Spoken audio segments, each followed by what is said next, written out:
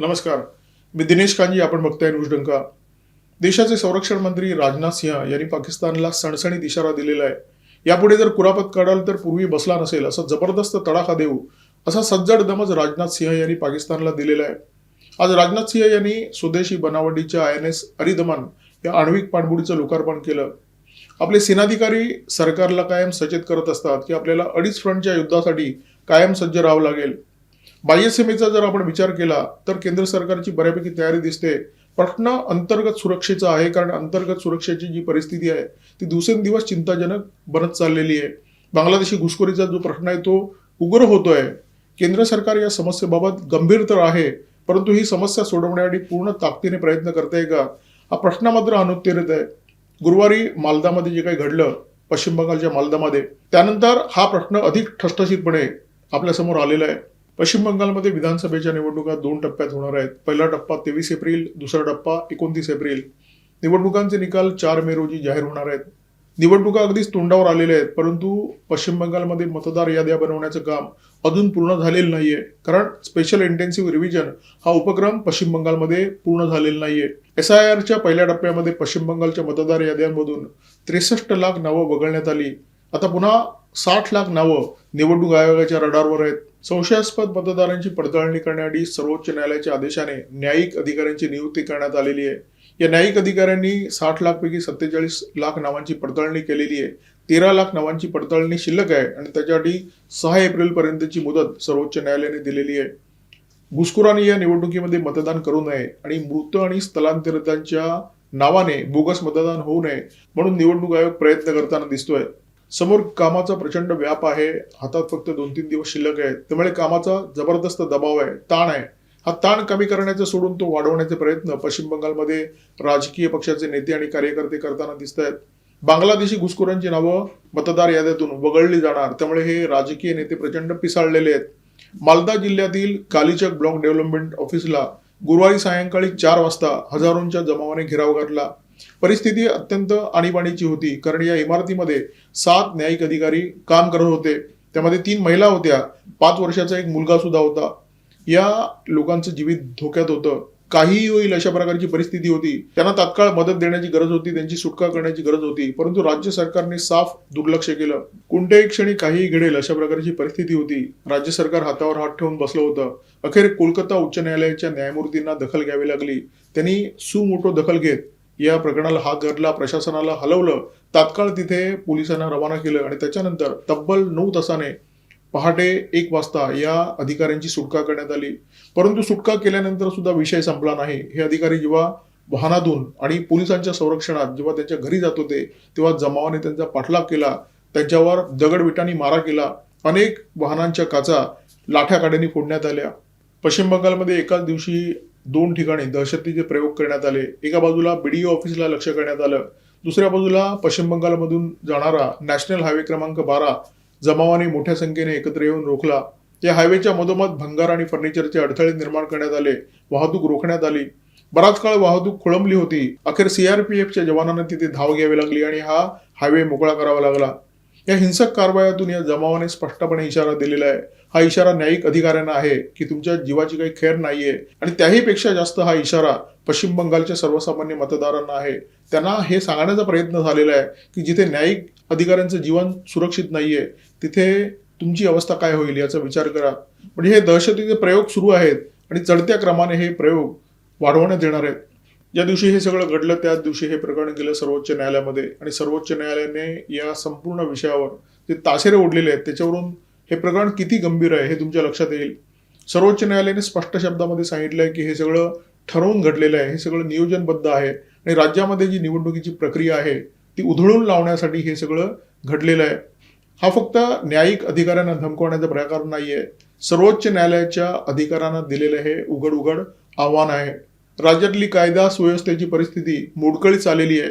राज्यामध्ये पराकोटीचं ध्रुवीकरण झालेलं आहे आणि हे राज्य सरकारचं गुन्हेगारी स्वरूपाचं अपयश आहे अशा प्रकारचे ताशेरे मुख्य न्यायाधीश सूर्यकांत आणि न्यायमूर्ती जयमल्ल्या बागची आणि विपुल पंचोली यांच्या खंडपीठाने ओढलेले आहेत आणि या प्रकरणी मुख्य सचिव, राज्याचे पोलीस महासंचालक यांना लिखित खुलासा देण्याचे आदेश देण्यात आलेले आहेत. राज्यामध्ये दहशतीचे प्रयोग होतात, न्यायिक अधिकाऱ्यांना धमकवण्याचा प्रकार होतो आणि अशा घटनेवर जेव्हा राज्याच्या मुख्यमंत्री ममता बॅनर्जी व्यक्त होतात, तेव्हा त्यांची जी प्रतिक्रिया असते ती अत्यंत निर्ढावलेली असते, अत्यंत निबर असते आणि गेंड्याच्या कातडीची असते.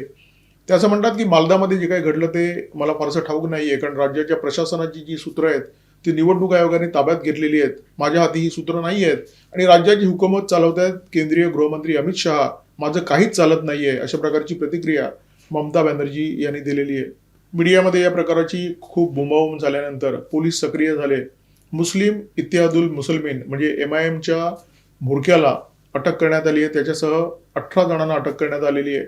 मुफाकिरुल इस्लाम असं या म्होरक्याचं नाव आहे आणि बागडोरा विमानतळावर त्याला अटक करण्यात आलेली आहे.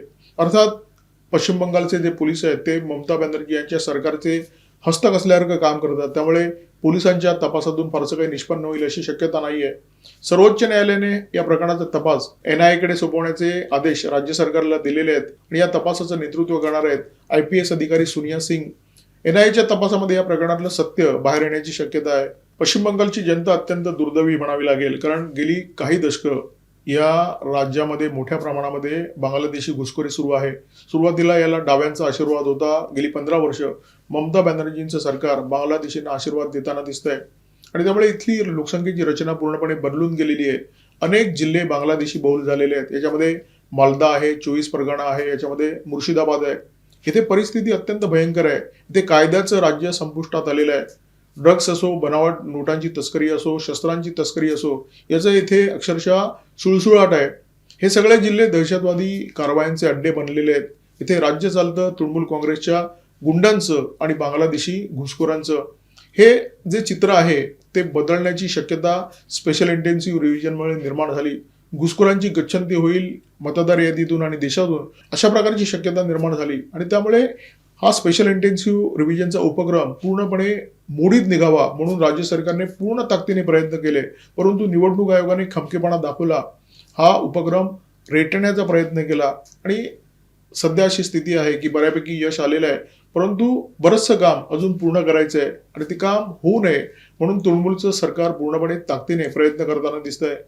पश्चिम बंगालच्या मतदारांचं चित्र मी तुमच्यासमोर ठेवण्याचा प्रयत्न करतो. हे गणित जेव्हा तुमच्या लक्षात येईल तेव्हा तुम्हाला कळेल की तृणमूल काँग्रेस असो किंवा AIMIM असो किंवा ममता बॅनर्जी असो, यांचा पश्चिम बंगालमध्ये इतका थैथयाट का चालू आहे, निवडणूक आयोगाला लक्ष करण्याचा प्रयत्न का होतोय, केंद्र सरकारवर इतकी तिखट टीका का केली जाते. पश्चिम बंगालमध्ये स्पेशल इंटेन्सिव्ह रिव्हिजनच्या आधी मतदारांचा जो आकडा होता तो होता 7,66,00,000. स्पेशल इंटेन्सिव्ह रिव्हिजन नंतर हे चित्र पूर्णपणे बदललेलं दिसतं. स्पेशल इंटेन्सिव्ह रिव्हिजनच्या पहिल्या टप्प्यामध्ये 63 लाख मतदार यादीतून वगळण्यात आले. दुसऱ्या टप्प्यामध्ये 60 लाख आणखी मतदार निवडणूक आयोगाच्या रडारवर आले. यापैकी 47 लाख मतदारांच्या नावांची पडताळणी झालेली आहे आणि यापैकी 21 लाख नावं वगळली जातील अशा प्रकारची शक्यता आहे. म्हणजे साधारण 45% नावं वगळली जातील. आता उरली आहेत 13 लाख नावं ज्यांची पडताळणी शिल्लक आहे. या 13 लाखातून सुद्धा 5.85 लाख मतदार यादीतून वगळले जातील किंवा 6 लाख मतदार वगळले जातील अशी शक्यता आहे. म्हणजे स्पेशल इंटेन्सिव्ह रिव्हिजन हा उपक्रम जेव्हा पूर्ण होईल तेव्हा पश्चिम बंगालच्या मतदार यादीतून सुमारे 90 लाख नावं वगळली जातील अशा प्रकारची शक्यता आहे. 2021ची जी निवडणूक आहे त्या निवडणुकीमध्ये तृणमूल काँग्रेस आणि भाजपच्या मतांमध्ये जो फरक आहे तो आहे 59 लाख आणि टक्क्यांच्या भाषेत जर बोलायचं झालं तर टक्केवारी आहे 9.8%. आता पश्चिम बंगालच्या मतदार यादीतून जर 90 लाख नावं वगळण्यात आली तर तृणमूल काँग्रेसची परिस्थिती काय होईल याची आपण कल्पना करू शकता. आणि जो थैथयाट सुरू आहे पश्चिम बंगालमध्ये, जे दहशतीचे प्रयोग सुरू आहेत, त्याचं कारण केवळ आणि केवळ हेच आहे. पश्चिम बंगालची परिस्थिती जेव्हा आपण बघतो तेव्हा आपल्याला लक्षात येईल इथे फक्त आणि फक्त अराजक आहे. कायदा सुव्यवस्था पूर्णपणे ढासळलेली आहे. बेरोजगारी खूप मोठ्या संख्येने वाढली आहे, कारण इथे कायदा सुव्यवस्था ढासळल्यामुळे कोणताही उद्योग इथे यायला बघत नाहीये. जे उद्योग इथे आहेत त्यांची परिस्थिती अत्यंत वाईट आहे.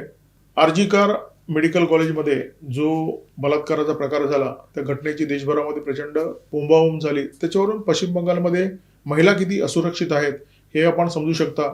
2021च्या निवडणुकीनंतर इथे मोठ्या प्रमाणामध्ये महिलांना सुद्धा लक्ष करण्यात आलं. घरात घुसून महिलांवर बलात्कार करण्यात आले. म्हणजे एकूणच कायदा सुव्यवस्था इथे बोंबललेली आहे. त्यामुळे ममता बॅनर्जी यांना लोकांचा पाठिंबा मिळेल याची शक्यता खूप कमी आहे. गेल्या निवडणुकीच्या वेळी सुद्धा हीच परिस्थिती होती, परंतु तेव्हा बांगलादेशी मतदार ममता बॅनर्जी यांचे तारणहार ठरले.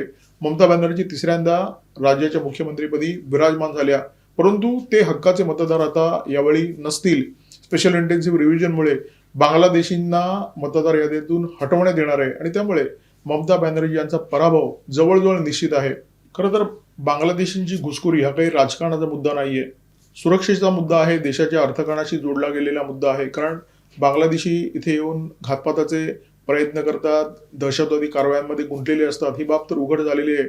बनावट चलनाच्या धंद्यामध्ये त्यांचा समावेश आहे, शस्त्रांच्या तस्करीमध्ये त्यांचा समावेश आहे. त्यामुळे खरं तर ममता बॅनर्जी आणि केंद्र सरकारचे जे प्रयत्न आहेत घुसखोरी रोखण्याचे, त्याला साथ दिली पाहिजे होती. परंतु ममता बॅनर्जी असं करताना दिसत नाहीयेत. कारण घुसखोर म्हणजे त्यांचा हक्काचा मतदार बनलेला आहे. त्यांना माहिती आहे की कोणत्याही परिस्थितीमध्ये बांगलादेशी घुसखोर भाजपला मतदान करणार नाहीये. त्यामुळे घुसखोरांना जपण्याचा प्रयत्न ममता बॅनर्जी यांच्याकडून वेळोवेळी होत असतो. बांगलादेशींच्या घुसखोरीबाबत एक युक्तिवाद वारंवार ऐकायला मिळतो. मोदी सरकार 12 वर्ष केंद्रात सत्तेवर आहे, तरी सुद्धा बांगलादेशींची घुसखोरी रोखण्यामध्ये सरकारला अपयश का आलेलं आहे? हे सरकार सत्तेवर आल्यापासून प्रयत्न करतंय की भारत आणि बांगलादेशची जी सीमा आहे ती पूर्णपणे सील व्हावी. हे प्रयत्न बऱ्यापैकी यशस्वी ठरले आहेत. परंतु अपवाद फक्त पश्चिम बंगालचा. पश्चिम बंगालमध्ये भारत आणि बांगलादेश दरम्यानची जी सीमा आहे ती सील करता आलेली नाहीये केंद्र सरकारला. कारण ही सीमा सील करण्यासाठी जमिनीची आवश्यकता असते आणि ती जमीन केंद्र सरकारकडे हस्तांतरित करायला ममता बॅनर्जी यांनी कायम नकार दिलेला आहे. ही जमीन दिलीच जात नाहीये. जर जमीन दिली जात नाही तर तिथे कुंपण उभारणं कसं काय शक्य होईल? ही सीमा सील करणं कसं काय शक्य होईल? पश्चिम बंगालच्या मार्गाने हे घुसखोर भारतामध्ये प्रवेश करतात आणि तिथून मग भारताच्या प्रत्येक राज्यामध्ये ही मंडळी घुसखोर करतात आणि तिकडचे रोजगार ताब्यात घेतात, अनधिकृत वस्त्या थाटतात आणि या देशाच्या अर्थकारणावर भार निर्माण करतात, दहशतवादी कारवाया करतात. दिल्ली पोलिसांच्या स्पेशल सेलने फेब्रुवारी महिन्यामध्ये एक खूप मोठी कारवाई केली आणि लष्कर-ए तैयबाचं एक टेरर मॉड्यूल या स्पेशल सेलने उद्ध्वस्त केलेलं आहे. या टेरर मॉड्यूलचा जो म्होरक्या आहे त्याचं नाव शब्बीर अहमद लोन. हा शब्बीर अहमद लोन मूळचा काश्मीरी आहे, परंतु त्याच्या सगळ्या कारवाया बांगलादेशमधून चालतात. त्याने बांगलादेशींचं एक टोळकं भारतामध्ये सुद्धा बनवलं होतं.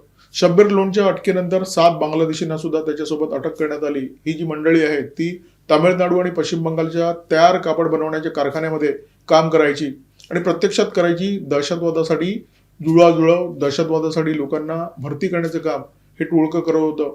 म्हणजे तुम्ही लक्षात घ्या की बांगलादेशींची घुसखोरी ही किती उग्र समस्या आहे. देशाच्या सुरक्षेला या घुसखोरीमुळे किती मोठा धोका निर्माण झालेला आहे. दिल्ली पोलिसांच्या स्पेशल सेलने जे टेरर मॉड्यूल उद्ध्वस्त केलं त्याच्यावरून एक गोष्ट स्पष्ट आहे की हे बांगलादेशी म्हणजे देशाला पोखरणारी वाळवी आहे आणि जोपर्यंत ही वाळवी पूर्णपणे नष्ट केली जात नाही, पूर्णपणे देशाच्या बाहेर घालवली जात नाही, तोपर्यंत देशामध्ये कधीही काही होऊ शकतं. अशा प्रकारची परिस्थिती आहे. सुदैवाने केंद्र सरकार सजग आहे. केंद्र सरकार या दहशतवाद्यांच्या मागावर असतं. त्यामुळे अनेकदा अशा प्रकारची टोळकी केंद्र सरकारच्या ताब्यात आलेली आहे, त्यांना अटक झालेली आहे. परंतु काही सांगता येत नाही. 100 प्रयत्न तुमचे यशस्वी झाले आणि एक प्रयत्न अपयशी ठरला तर त्या अपयशी ठरलेल्या प्रयत्नातून या देशामध्ये अनेक दुर्दैवी घटना घडू शकतात, अनेक घातपात होऊ शकतात. या देशामध्ये नेमकी किती बांगलादेशी घुसलेले आहेत ते कोणालाही ठाऊक नाहीये. अंदाज व्यक्त केले जात आहेत आणि हे अंदाज 2 ते 5 कोटीच्या दरम्यान आहे. कदाचित संख्या याच्यापेक्षा सुद्धा जास्त असू शकते. हे बांगलादेशी या देशाच्या राजकारणावर सुद्धा प्रभाव टाकण्याचा प्रयत्न करतायत. या देशामध्ये कोणाची सत्ता असावी याचा निर्णय अनेक मतदारसंघामध्ये हे बांगलादेशी करत असतात. त्यामुळे भविष्यामध्ये या देशामध्ये बांगलादेशी घुसणार की नाही हे 4 मे रोजी स्पष्ट होणार आहे, जेव्हा पश्चिम बंगाल विधानसभांचे निकाल जाहीर होतील. पश्चिम बंगालमध्ये कोणाची सत्ता आहे हे जेव्हा स्पष्ट होईल तेव्हा देशामध्ये बांगलादेशी किती सुरक्षित किंवा असुरक्षित याचा निर्णय होणार आहे. जर पुन्हा एकदा ममता बॅनर्जी यांचं सरकार पश्चिम बंगालमध्ये आलं तर घुसखोरी पूर्वीप्रमाणे सुरू राहील आणि बांगलादेशींचा देशाला जो धोका आहे तो याच्यापेक्षा सुद्धा पुढच्या 5 वर्षामध्ये उग्र होण्याची शक्यता आहे. त्यामुळे पश्चिम बंगालची विधानसभा निवडणूक ही या देशाच्या भाग्याचा फैसला करणार आहे, ही या देशाच्या सुरक्षेचा फैसला करणार आहे. तुर्तास इथे थांबतोय. या व्हिडिओमध्ये माझ्यासोबत होते cameraman Omkar Bhagwat, video editor Ajay Shelke. Video जर आवडला असेल तर लाईक करा, शेअर करा, कमेंट बॉक्समध्ये व्यक्त व्हा, सबस्क्राईब करा न्यूज डंका आणि बेल आयकॉन दाबायला विसरू नका. नमस्कार, धन्यवाद.